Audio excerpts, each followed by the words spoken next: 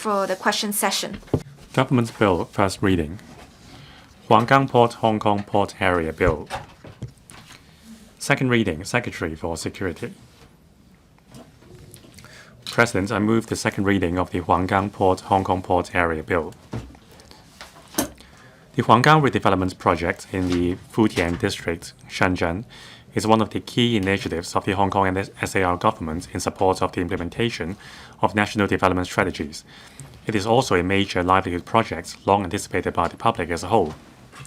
The redeveloped Huanggang port will be positioned as the most important 24-hour land boundary control point between Hong Kong and Shenzhen, implementing the co-location arrangement and the new collaborative inspection and joint clearance mode.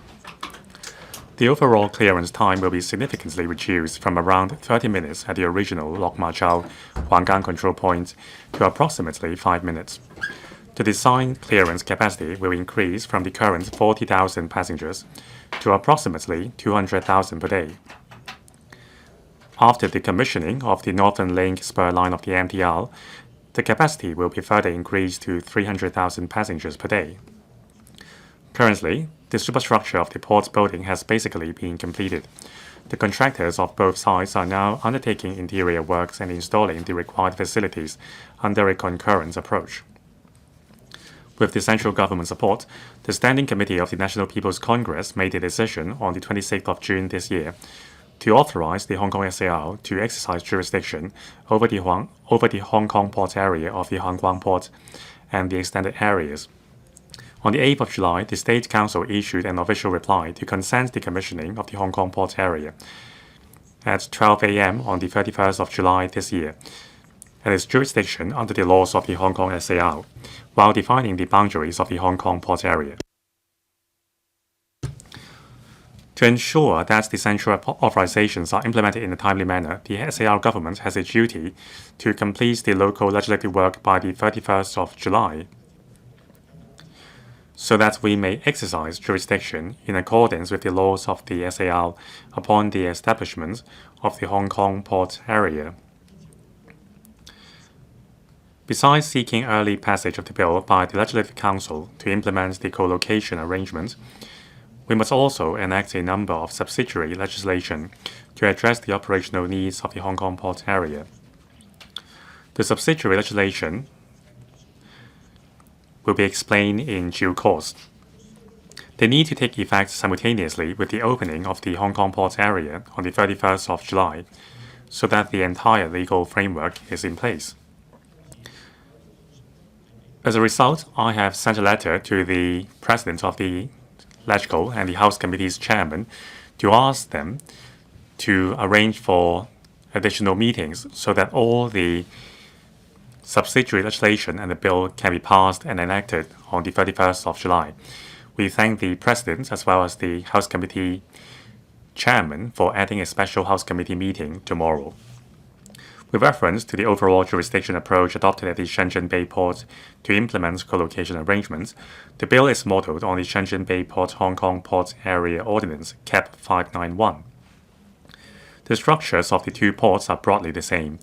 The co-location arrangements at the Shenzhen Bay Port have been running smoothly since the port's opening in 2007 and can serve as a reference for the Huanggang port. The main provisions of the bill cover 4 areas. 1. Declaring certain areas in the Huanggang port in the mainland as the Hong Kong port area. 2.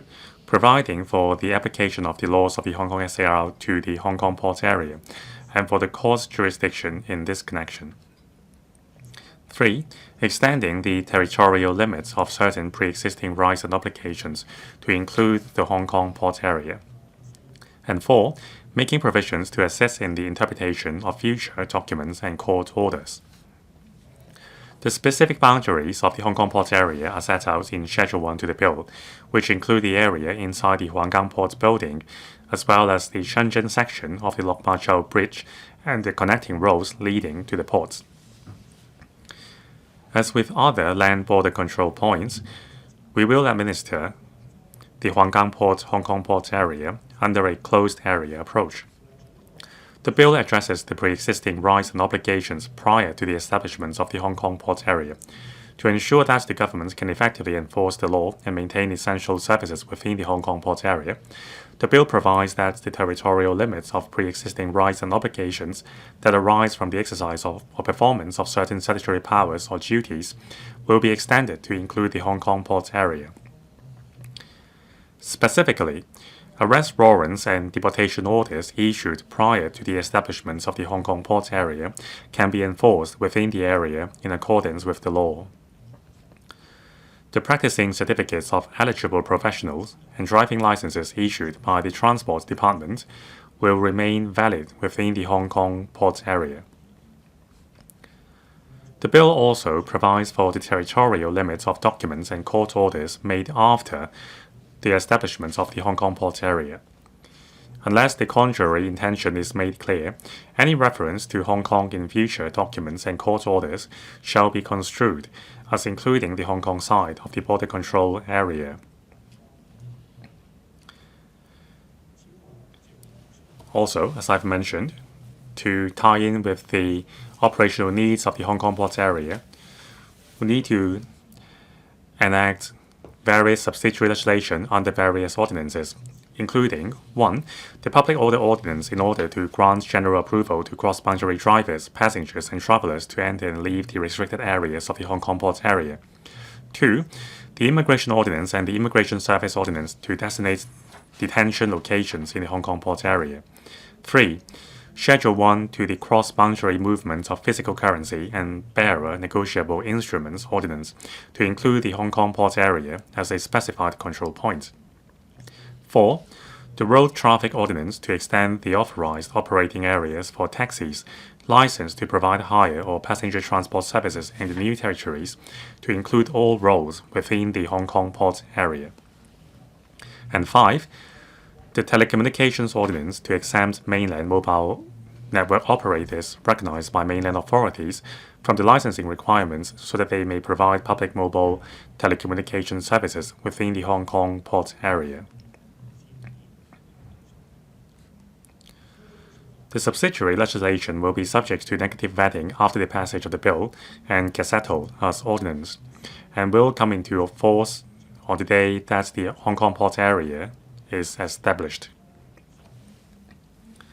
The establishment of the Hong Kong port area is a crucial step towards the early opening of the port.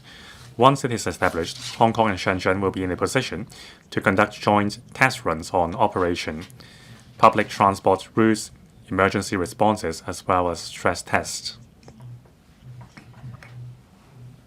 I implore members to support the bill so as to implement the co-location arrangements at Huanggang port and facilitate the joint preparation of the both sides for the port's opening. We will fully cooperate with the Legislative Council's scrutiny work. The SAR government will maintain close contact with the Shenzhen government.